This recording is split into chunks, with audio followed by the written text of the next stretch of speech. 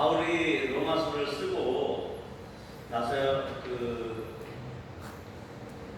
이제 아마 이제 고린도 교회에서 로마서를 썼어요. 그리고 이제 로마서 쓰고 난 다음에 바울의 길은 예루살렘을 향해서 가는 길이었거든요.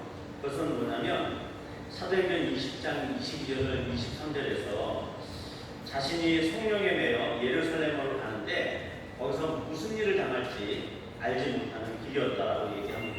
그리고 성령께서는 결박과 환란이 바울을 기다린다고 하는 말씀을 하시기 때문에 마지막이 될 수 있는 이 로마서 서신을 통해서 바울은 로마 교인들을 향한 자신의 복음의 엑기스를 지금 전달하고 있었던 거죠. 그래서 이 로마서가 이제는 마지막 이제 글을 쓰는 마지막으로 이제 써내려가는 과정에 있는 것입니다. 오늘 15절의 말씀은 그는 교회 공동체를 향한 간절한 심령으로 이 말씀들을 쓰고 있는 것을 볼 수가 있는 것입니다.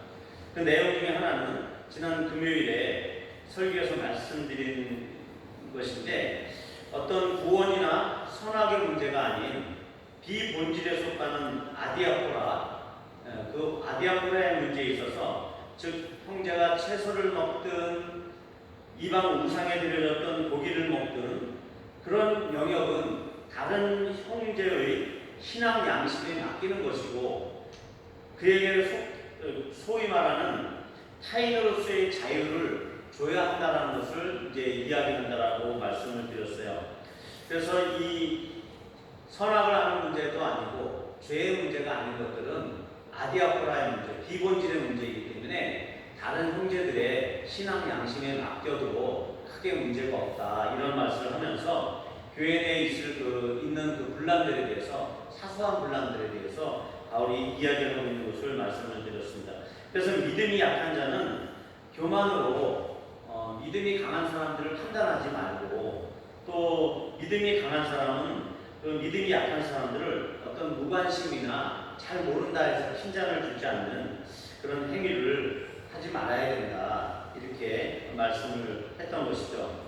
이제 오늘 말씀에서는 그리스도께서 우리를 받아주셔서 용서와 우리가 용납의 체험을 이미 했잖아요. 그런 것처럼 우리도 서로를 받아주고 또 용납하여서 하나님께 영광을 돌리라고 말하고 있습니다. 그리고 서로 뜻을 같이하여서 한 마음과 한 입으로 아버지께 영광을 돌리게 하라고 권고하고 있는 것이죠.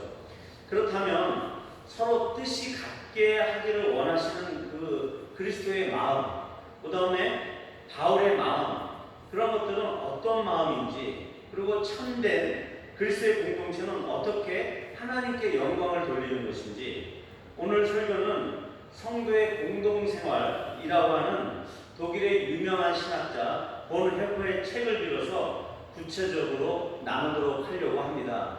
제가 지난번에 우리 김선희 전도사께서 저한테 보내준 동영상을 보니까 어떤 목사님의 동영상인데 그분은 책을 하나 갖다 놓고 그 책을 요약해서 설교를 하더라고요. 그래서 저도 자신감을 얻어서 우리 공동체에 필요한 말씀일 것 같아요. 이 보네토에 대해서 그래서 간단하게 설명을 드리고 이 보네토의 책, 이가 갖고 있는 사상과 그가 갖고 있는 정신이 제가 갖고 있는 정신과 사상보다 훨씬 뛰어나기 때문에 이분의 책을 제가 요약을 했어요. 어제 1시간을 자면서 제가 요약을 했거든요. 그래서 가상히 여기시고 귀를 쫑긋 세우시고 좀 들어줬으면 좋겠습니다. 이 디트리히 본헤퍼는 1906년도에 태어났어요. 그리고 21세에 성도의 교제라는 주제로 이미 박사 학위를 받아요. 그러니까 17살에 대학을 간 거예요. 그리고 24세에 대학 교수 자격을 취득했고 미국의 유니온 신학교라는 곳에서 교수로 편하게 그쪽에서 이제 오라고 이렇게 초청을 받았음에도 불구하고 교수로 편하게 그렇게 자신의 그 학문적 성취를 이루면서 살 수 있었음에도 불구하고 그것을 거절하고 나치 정권에 대항하여서 히틀러 암살 계획을 주도한 이유로 1945년 39세의 나이에 교수형으로 생을 마감한 아주 소중한 그리스도인인 중에 한 사람입니다. 그는 다음과 같은 유명한 말을 남기는 사람이기도 해요. 미친 사람이 운전하는 자동차 바퀴에 사람이 깔려 있다면 교회는 그 바퀴 아래 깔려 있는 사람을 끄집어내야 할 뿐만 아니라 더 많은 사람들이 더 이상 깔려 죽지 않도록 그 미친 운전사를 끌어내야 합니다 하면서 히틀러 암살 계획을 주도했던 것이죠. 자, 그럼 그가 그의 책에서 말하는 참된 공동체, 그가 박사하기 위해서 성도의 교제라고 하는 이 주제를 가지고 박사하게 됐거든요. 그래서 이 공동체, 성도들이 이 공동체에 참여하는 태도, 이런 것들이 어떤 것인가에 대해서 아주 잘 써놨어요. 그리고 아주 감명 있게 써놨는데 오늘 잘 전달할지는 모르겠지만 여러분들이 은혜로 받아주셨으면 좋겠습니다. 첫째, 성도의 교제라는 것은 하나님의 귀한 선물임을 우리가 깨달아야 한다는 것입니다. 교회가 이 세상에서 하나님의 말씀과 성찬을 통해서 함께 이렇게 그 말씀과 성찬을 나누기 위해서 이렇게 모이는 것은 진짜 하나님의 크신 은혜로 가능한 것임을 알아야 한다는 것입니다. 예를 들어서 병든 자나 어떤 탄압 가운데 있는 자나 이방에서 복음을 전하는 홀로 복음을 전하는 선교사나 직업적으로 외롭게 흩어져 있는 사람들이나 이런 사람들에게 눈에 보이는 그 가시적인 성도는 그 성도와의 교제는 완전히 하나님의 은혜가 그들에게 임하는 그렇게 절실하게 느껴지는 그런 성도의 교제라는 것이죠. 우리처럼 이렇게 날마다 모이고 싶을 때 모이는 이런 상태에 있지 않는 사람들, 어떤 억압 가운데 탄압 가운데 있는 이 북한에 있는 그 기독교인들처럼 이렇게 맘 놓고 교인들을 만날 수 없는 그런 상황에 있는 사람들을 말씀이죠. 이런 이들에게 그리스도인 형제가 가까이 있다면 그는 삼위 하나님께서 친히 함께 하시는 것처럼 그렇게 느끼는 존재일 것이라는 것이죠. 고독한 중에 그 그리스도인 형제로부터 방문을 받는다면 그는 마치 주님을 만나듯 경외함과 겸손과 기쁨으로 그를 환대하게 될 것이라는 것입니다. 이런 만남은 참으로 서로에게 축복을 가져오는 그런 축복의 만남인 것이죠.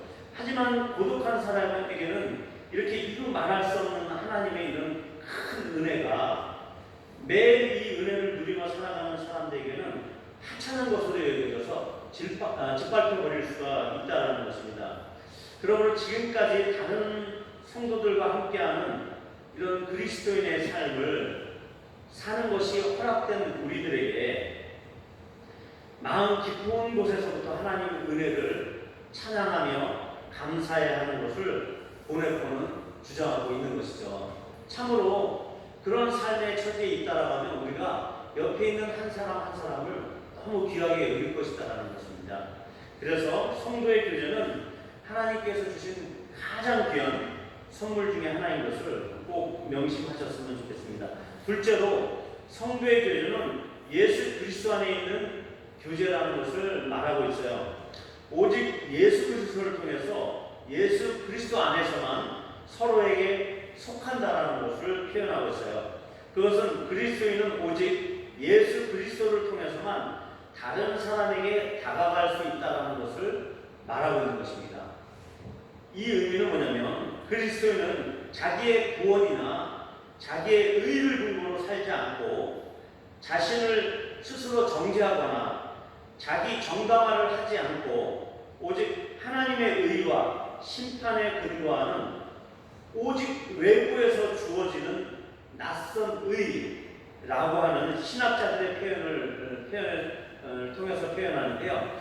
어떤 우리에게는 낯선 그 의, 외부로부터 우리에게 다가오는 그 낯선 의를 통해서 그리고 그 외부에서 주어지는 하나님의 말씀을 통해서 많이 발견되는 존재라는 것입니다. 우리 자신의 의와 우리의 자신을 통해서 우리가 서로 발견되는 것이 아니라 우리의 외부로부터 주어지는 하나님의 의, 우리는 전혀 알 수 없었고 전혀 손이 안 닿았던 곳에 있었던 그 하나님의 낯선 의가 우리에게 다가왔다는 것이죠.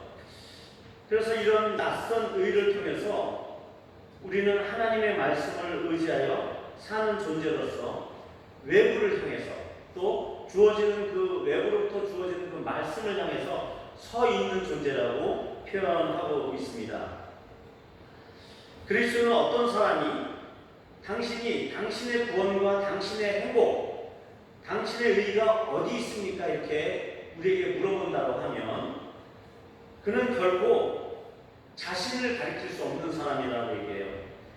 구원과 행복과 의를 약속할 수 있는 것은 오직 그리스도의 말씀뿐이다라고 고백할 수 있는 사람이 그리스도인이라고 표현하고 있습니다. 하나님께서 그분의 살아있는 말씀을 형제를 통해서 증거하는 것과 제가 이렇게 증거하는 것처럼 여러분들이 소그룹 모임에서 서로 이 말씀을 하나님께서 내게 주셨던 말씀을 가지고 이렇게 서로 이야기하고 있는 증거들을 통해서 사람의 입에서 찾는다는 것이죠. 그리고 사람의 입에서 발견하시기를 원하신다는 것이에요. 다시 한번 정리하면 하나님께서는 그분이 우리에게 전해주신 그 살아있는 그 말씀이 단순히 우리가 접하고 가지고 있는 것뿐만이 아니라 외부로부터 온 그 말씀이 다른 형제를 통해서 우리에게 들려주는 말씀으로 그렇게 있기를 원하신다는 것이죠.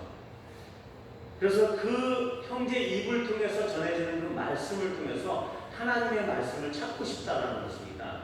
그 의미는 우리가 교제하는 것 중에 말씀을 통해서 서로 교제하는 것 중에서 하나님은 그 하나님의 말씀이 성취되어진 것들을 보기를 원한다는 말씀입니다. 그러므로 그리스도인은 자신에게 하나님의 말씀을 말해줄 다른 그리스도인들을 필요로 하는 것이고 그가 어떤 회의와 절망에 빠져 있을 때마다 그런 회의와 절망 가운데 있는 사람에게 위로의 말씀을 하나님의 말씀을 필요로 한다는 것을 이야기하고 있습니다. 우리 마음속에 계시는 그리스도는 형제의 말씀 속에 계시는 그리스도보다 약하다는 것이에요. 다시 한번 말씀드릴게요. 우리 마음속에 계시는 그리스도는 형제의 말씀을 통해서 그 형제의 말씀 속에 계셔서 우리에게 전달되어지는 그리스도보다 약하다라고 이렇게 표현하고 있습니다. 마음속에 계시는 그리스도는 불확실하잖아요. 우리 마음속에 계시는 그 그리스도는 우리에게 있어서는 불확실할 수가 있어요. 그럼에도 불구하고 형제가 전해주는 그 말씀 속에서 전해지는 그 그리스도는 확실하다는 것을 우리가 발견할 수 있다는 것입니다. 깊이 한번 생각을 해보세요. 우리가 갖고 있는 그리스도의 말씀보다 형제들을 통해서 주어지는 그 말씀이 더 확실할 수 있다는 것이죠. 이로써 모든 그리스도인이 사귐을 갖는 목적을 분명하게 발견할 수 있다는 것입니다. 우리의 교제는 오직 예수 그리스도로부터 온 낯선 의, 그 낯선 말씀에 기초한다는 것입니다. 그리고 그리스도가 아니시라면 우리는 우리의 자아로 인해서 이미 다른 사람과는 막혀있기 때문에 다른 형제에게 다가가는 것이 불가능했을 것이라는 것입니다. 우리가 그리스도의 몸이라고 하는 말은 이미 온 교회와 더불어 우리가 선택되어졌다는 거예요. 그리스도의 몸 안으로 이미 우리가 선택되어졌고 받아들여졌다는 것입니다.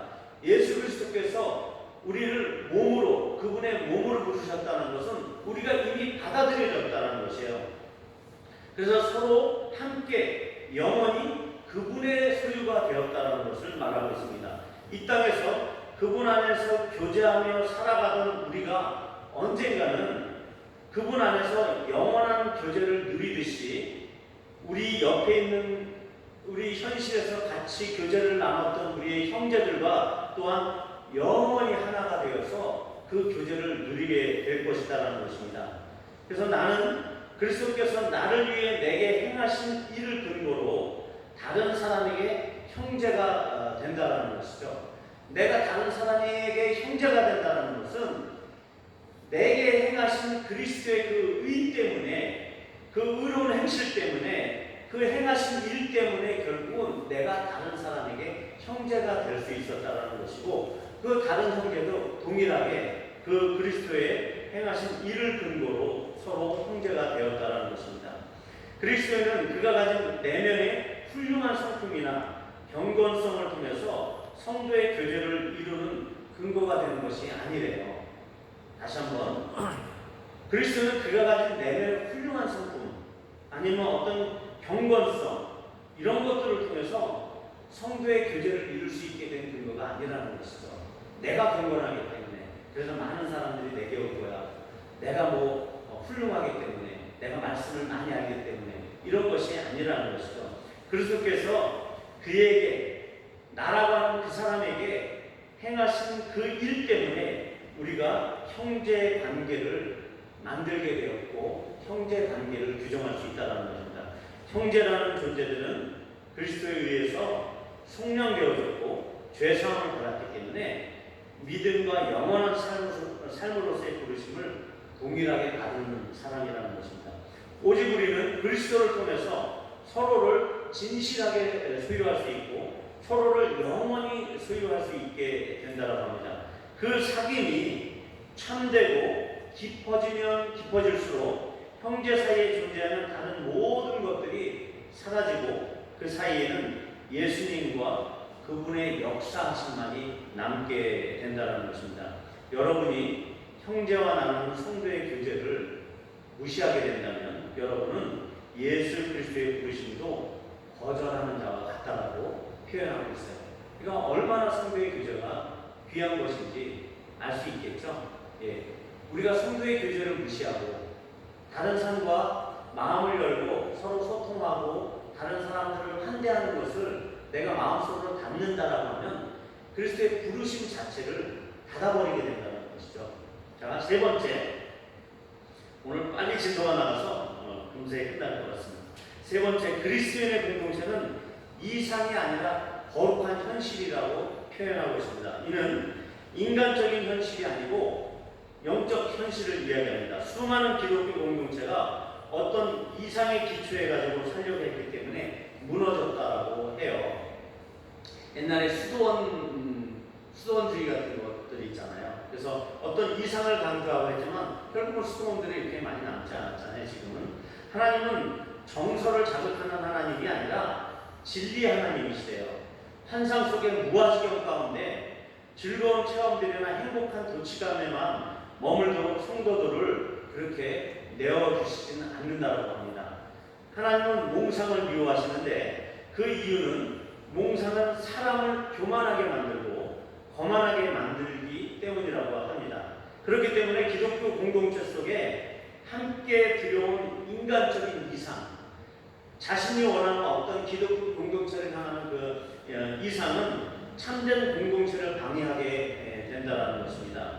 기독교 공동체 그 자체보다 그 공동체의 꿈과 비전을 더 사랑해서 어떤 선교단체나 어떤 그 모임을 그 모임에서 향하는 그 어떤 꿈과 비전을 쫓아서 그곳에 가게 된다고 하면 그것은 역시 자신 안에 언젠가는 실망을 가져오게 된다는 것입니다. 그가 아무리 정직하고 진실하고 헌신적인 크리스찬이라고 할지라도 기독교 공동체의 파괴자가 될 수 있다는 거예요. 그가 어떤 이상을 품고 그 공동체에 임하게 된다면 그는 요구하는 자로서 자신의 법을 만들 것이고 그것으로 하나님과 형제를 이제 심판하게 될 것이라는 것이죠. 그리고 형제들을 향하여 아주 그 완고한 모습으로 변해가는 자기 자신의 모습을 자기 자신은 모르게 된다는 것입니다. 기억해야 할 것은 우리는 요구하는 자가 아니라 감사하는 자요 형제들을 선물로 받은 자로서 다른 그리스도인과 함께 공동생활을 누리는 자라는 것입니다. 그래서 그것은 우리가 공동생활을 영위하고 또한 그 공동생활을 영위하는 그 이미 그 훨씬 전에 우리를 한 몸이 되게 하셨다는 거예요. 우리가 이렇게 공동생활을 하는 그 전에 이미 우리를 창세 전에 우리를 한 몸이 되도록 우리를 이곳 공동체에 모으시기 위해서 계획하셨다라고 하는 것입니다. 이는 우리가 어떤 죄나 어떤 궁핍의 상태에 있을 때, 고난의 상태에 있을 때에서도 하나님께서 주신 그 은혜의 축복 아래로, 이 공동체의 축복 아래로 함께 나아갈 수 있게 만들었다는 것이고, 함께 살아가는 우리의 형제들을 내게 하나로 묶어주셨다는 거예요. 언제? 이미 창세 전에 이 얼마나 귀하고 놀라운 섭리인지 모르는 것입니다. 어떤 죄와 오해가 공동생활을 침해하는 상황이 올 수도 있어요. 그때에도 죄를 지은 형제 그 사람 역시 그리스도의 말씀 아래에 서 있는 형제라는 것을 우리가 기억해야 한다는 것입니다. 그러므로 형제에게 실망하는 그 시간이 어떻게 보면 나에게는 비할 수 없는 아주 유익한 구원을 가져오는 시간이 될 수 있다는 것입니다. 좀 이해가 안 되시죠? 어떤 사람이 있는데 그 형제를 내가 미워해요. 그리고 실망해요. 그럼에도 불구하고 우리가 공동체 안에 그 형제를 두게 하신 하나님의 섭리는 결국은 나의 유익을 위해서 주셨다는 것입니다. 그 이유는 그 시간이 그 형제와 함께하는 그 시간이 나의 말이나 행위에 근거한 그 시간이 아니기 때문에 유일하게 진리 안에서만 살 수 있는 것을 철저하게 하나님께서 가르쳐주는 그 시간이기 때문에 귀한 것이라는 것이에요.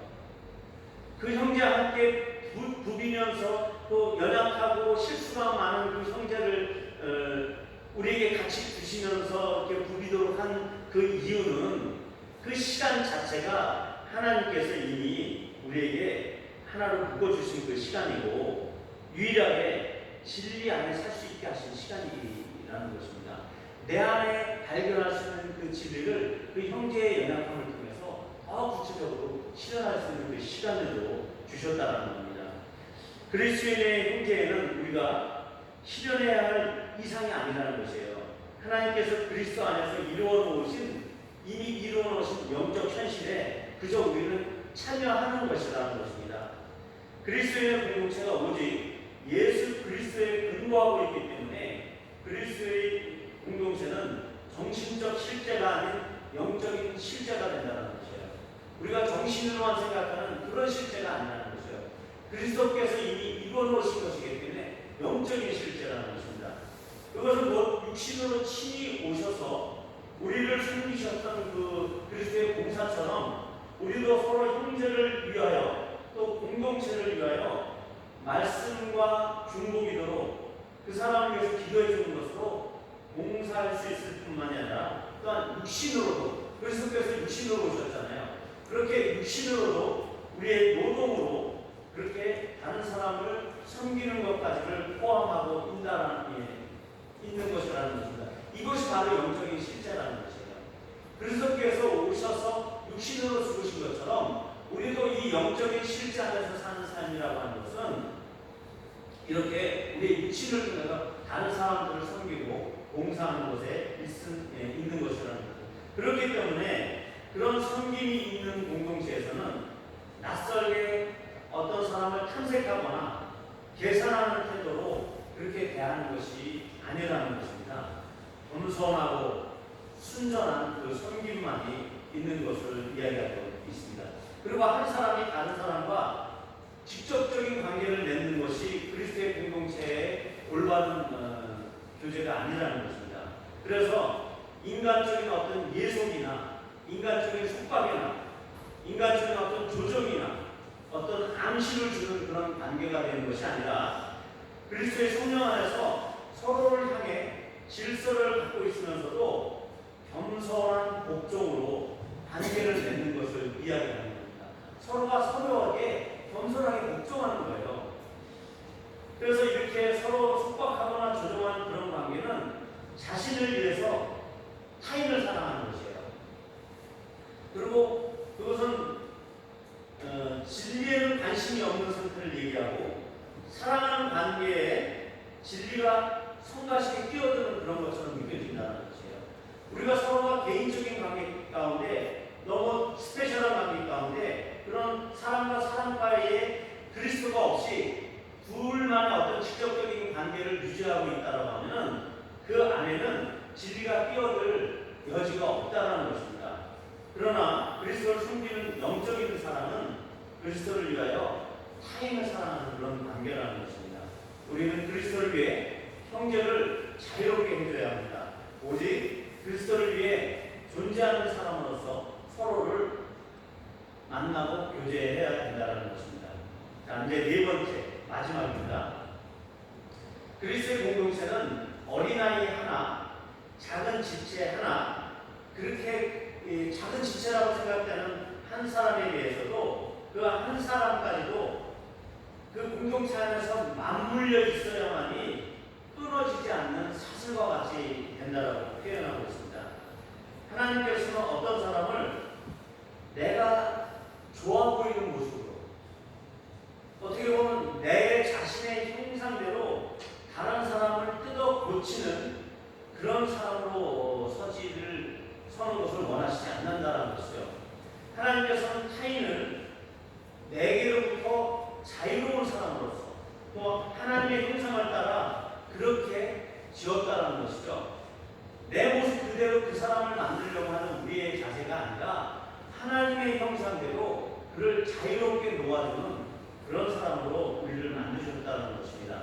비록 부모와 자식과 또한 부부간에도 마찬가지예요. 다른 사람에게 하나님의 형상의 어떠한 모습으로, 그러니까 다른 사람이 하나님의 어떠한 형상이 나타날지 그것을 기대하면서, 그렇기 때문에 그것이 어떤 형상을 나타날지 아무도 예견할 수 없기 때문에 그 사람을 우리가 무시하거나 멸시하거나 비판할 수 없다는 것입니다. 내가 보기에는 낯설고 어떻게 보면 경건하지 않게 보일 수 있을지 몰라도 그리스도의 공동체 안에서는 강한 자나 약한 자, 영리한 자나 어리석은 자, 유능한 자나 무능한 자, 경건한 자나 경건치 않은 자가 있을 수 없다는 것입니다. 그리스도 안에서는 형제가 있을 뿐이에요. 그리스도 안에는 그와 나 사이에는 그리스도를 통한 만남과 교제만 있을 뿐이지 우리가 어떤 것에 있어서 비교의 대상이 될 수 없다는 것입니다. 그저 형제 간에 서로의 다른 모습은 공동체 안에서 서로를 기뻐하고 서로를 섬겨야 하는 그 이유로서만이 존재하는 것이라는 거예요. 이해되시죠? 형제 간에 우리가 서로 다른 모습을 갖고 있잖아요. 그 다른 모습을 갖고 있다는 것은 어떤 실력의 차이나 성경을 많이 알고 있거나 신앙생활을 많이 했거나 이런 차이가 아니라 그 다른 모습은 서로를 기뻐하고 서로를 섬겨야 하는 그 이유로서의 다른 모습이라는 거예요. 다른 이유는 없다라는 거예요. 그런 것처럼 약자를 공동체 안에서 배제하는 것은 곧 공동체의 죽음을 의미한다고 표현하고 있습니다. 형제를 위하여 자기의 뜻을 꺾는 것을 우리는 더 다행스러운 것이다라고 생각해야 된다는 것이에요. 다른 형제를 위해서 내 자신의 뜻을 꺾어버리는 것이 아주 다행스럽다, 이렇게 생각을 해야 된다는 것입니다. 상대의 뜻을 자기의 뜻보다 더 중요하게 생각하고 절박하게 생각할 준비가 되어 있어야 된다는 것입니다. 그러나 자기 중심적이고 자기 영광만을 취하는 사람은 자기가 싫어하는 말이나 행동하는 사람에 대해서, 또한 자기에게 손해를 끼치는 사람에 대해서 아주 감정적으로 예민한 반응을 보이는 사람들입니다. 그들은 명예욕을 쫓고 있는 사람이에요. 그래서 자기가 좀 더 잘난 자리에까지 가기 위해서는 다른 사람들의 실수로 내가 방해를 받게 되면 아주 못 참는 사람, 그런 감정적으로 아주 예민한 반응을 나타내는 사람이 된다는 것이죠. 그래서 기꺼이 사람을 섬길 수 있는 그런 자세가 아니라 위선적인 그 섬김을 갖고 있는 사람이라고 표현하고 있습니다. 그런 하나님과 형제의 생각에는, 하나님에 대한 생각과 형제에 대한 생각에는 무관심하고 남의 이야기에는 귀 기울이지 않고 겸손한 척하면서도 자기의 말로 자기를 관철하려는 그런 사람이라는 것입니다. 하나님은 선한 사마리아인에게 강도 만난 사람이 발견된 것처럼 선한 사마리아인이 있었는데 제사장이나 레위인은 그것을 발견을 못했잖아요. 물론 발견을 했지만 이 선한 사마리아인은 그렇게 강도 만나서 죽어가는 그 사람에 대해서 자기의 마음을 동하고 찾아갔잖아요. 그래서 그에게는 발견된 사람이란 말이죠. 그런 그 사람에게 발견된 것처럼 우리의 가는 어떤 여정에서 어떤 다른 사람의 요청과 요구를 만날 수 있다는 것이죠. 어떤 사람이 어떤 요청과 요구를 가지고 내게 찾아온다는 말이에요. 그런 사람들을 하나님께서 우리에게 보내신단 말이죠. 그래서 우리의 길과 계획을 가로막게 하신다는 거예요. 내가 원하는 그 길에서 원하지 않게 그런 사람들을 보내서 가로막아 버리게 된단 말이죠. 어쩌면 우리가 성경을 읽고 있을 때나 기도를 하고 있을 때나 공부를 하고 있을 때 그것 때문에 하나님, 그리고 그들은 그것을 하나님을 섬기는 것이라고 하는 어떤 그런 타이틀 때문에 그런 방해들이 그들의 하는 일에 제동을 걸지 못하고 자신의 것들이 너무 절박하다고 여겨지기 때문에 그렇게 자신이 스스로 세뇌하고 있기 때문에 그 일 가운데 머리를 갖고서 다른 사람들의 요청에 대해서는 귀를 막아버린다는 것이죠. 그들은 좌절된 인생의 길은 아주 생각을 안 하는 거예요. 내 인생에 있어서 어떤 방해가 와서 나의 길이, 이 형통한 길이 방해가 될까봐 아주 막아버린다는 것이죠. 그것에 대해서 생각도 안 하고 알려고도 하지 않는다는 것입니다. 그러나 섬겨야 할 때 우리가 아끼지 않는 것, 우리의 시간의 감독자 되시는 그 하나님이 우리 시간의 감독자시라는 것, 그것, 그리고 그리스도의 법은 다른 사람의 짐을 지는 것이라는 것을 우리가 깨달아야 된다는 것입니다. 그래서 그 방해들은 어떤 사람이 얘기를 굽었지만 고든 길이라고 표현하고 있어요. 우리에게 인생길에 있어서 우리의 형통한 길을 방해하는 그 방해들은 어떤 사람의 방해는 굽었지만 고든 길 이렇게 표현하고 있다는 것이죠.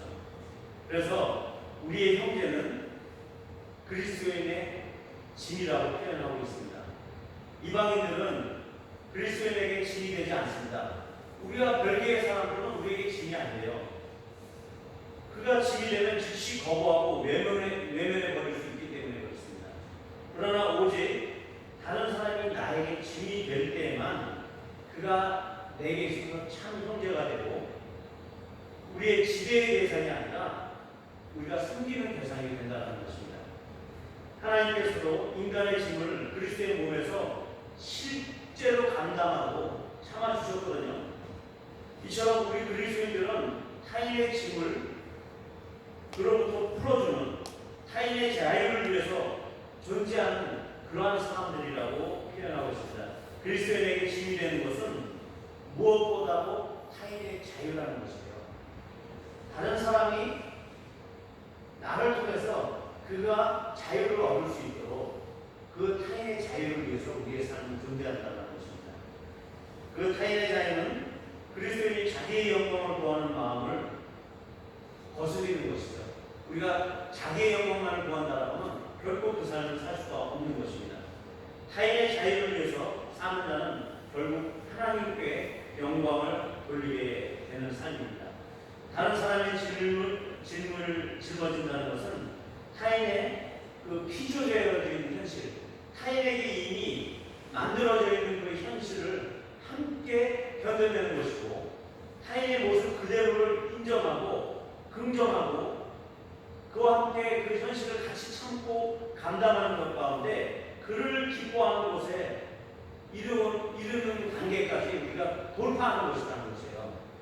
그가 힘들어하는 그 상황 가운데서 우리가 함께함으로 인해서 같이 돌파하는 그 삶이 바로 짐을 같이 짊어진다는 것입니다.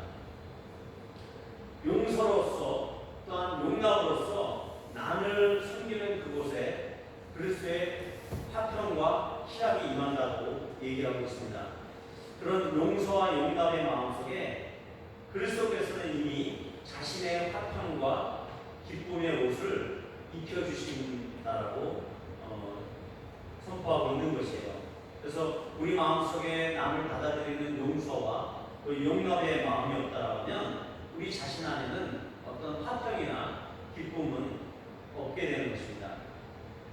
그리스도인의 공동체는 마치 성도의 성화의 과정과도 같다고 표현하고 있습니다. 이는 우리가 요구할 수 없는 영역이에요. 오직 하나님의 선물로서만 주어지는 것이고 우리 공동체가 아는지 오직 하나님만이 알고 계시는 영역이라는 것이죠. 저희 산골교회는 주님의 다스리심이 느껴지는 그런 교회가 되기를 원하거든요. 그 의미는 뭐냐면 사람과 사람 또 형제와 자매들 간의 그 사귐 가운데 확인되어지는 그런 관계를 얘기하는 거예요. 하나님께서 우리를 다스리고 있다라고 하는 것을 우리가 보고 싶은데 그것은 우리 서로 간에 형제 간에 자매 간에 어떤 이 교제와 사귐 그것을 통해서 볼 수 있다는 것이죠. 어떤 건물이나 이렇게 아름다운 건물이나 사역의 성공 이런 어떤 경건의 모양 뭐 예배를 잘 드리는 그런 모양 이런 뭐 기도를 잘하는 그런 모양이 아니라 금요기도 때 와가지고 열심히 기도하는 그런 모양이 아니라 우리가 서로 안에서 용납되어지고 사귀어지고 이렇게 풍성히 받아들여지고 이런 풍성한 교제가 일어나는 그것 안에서 하나님의 다스림이 느껴지는 그런 교회를 발견할 수 있다는 것입니다. 하나님의 다스림을 받고 형제를 진실함으로 섬기려는 성도들의 모습 또한 다른 사람의 성장을 진심으로 바라고 돕는 모습 모든 성도가 작은 것 때문에 감사하고 어떤 상황에서든지 현재 주어진 상황에 감사하고 또 그저 그리스도의 형제라는 그 하나의 사실만으로도 그를 환대하고 기뻐하고 용납하는 그러한 모습 이것이 하나님께서 진정으로 원하는 우리 교회를 향하는 온전한 마음이 아니실까 그렇게 생각을 하게 됩니다. 우리가 마지막으로 10편 133편 1절에서 3절을 보겠습니다. PPT 한번 띄워주세요. 보라 형제가 연합하여 공부하면 어찌 그리 선하고 아름다우고 머리에 있는 고배로운 기름이 수염꽃 아론의 수염에 흘러서 그의 옷깃까지 내림같고 헐몬의 이슬이 시온의 산들에 내림같도다. 거기서 여호와께서 복을 명령하셨나니 곧 영생이로다. 그래서 여기서 연합한다는 것은 형제가 그리스도를 통하여 공부한다는 말로 봐야 되겠습니다. 이는 그리스도를 통해서만이 서로에게 더 가까이 다가갈 수 있고 서로를 기뻐할 수 있고 그와 더불어 교제하고 누리는 복된 삶을 살 수 있다는 것입니다. 그렇게 해야만이 하나님께서 보시는 복받은 자의 모습이라는 것이죠. 우리 모두는 아주 깊은 용서와 용납의 체험을 한 사람이에요. 그 은혜를 체험한 사람입니다. 좀 더 넓은 그 그리스도의 마음으로 우리가 이 체험한 그 그리스도의 사랑을 체험한 사람으로서 우리가 서로에게 좀 더 넓은 그리스도의 마음으로 그렇게 다가가야 된다는 것입니다. 그리고 그리스도께서 주신 그 그리스도의 말씀을 가지고 다른 사람들을 섬길 뿐만이 아니라 그 말씀에서 이야기하는 그 말씀이 내게 적용되어져서 내 삶에서 나오는 온전한 섬김으로 그 형제에게 한 발짝 한 발짝 다가가는 것이 참 그리스도의 사람들이 된다는 것입니다. 오늘 그 본 회포는 자기가 이렇게 천재로서 자기의 신학을 위해서 젊은 나이에 자기 이름을 떨칠 수 있었고 자기가 편안히 자기가 원하는 그 연구를 할 수도 있었지만 기꺼이 자기 민족의 사람들을 위해서 또한 하나님의 도를 위해서 자기의 삶을 그렇게 39세라는 나이에 던져버렸거든요. 이런 것처럼 완전한 그리스도의 공동체를 위해서는 우리 안에 오는 우리 자신의 성공과 목적이 아니라 우리의 이상이 아니라 하나님께서 주시는 우리 형제를 향한 우리의 다가선 우리에게 이미 용납하셨던 그 그리스도 안으로 우리가 같이 들어가는 그런 삶이 있어야 된다는 것을 보게 되는 것입니다. 이처럼 우리가 아름다운 공동체, 그리스도의 공동체를 이뤄나가는 우리의 참된 교회가 되기를 소망하며 우리 함께 이것을 위해서 기도하며 정진했으면 좋겠습니다. 잠깐 기도하겠습니다.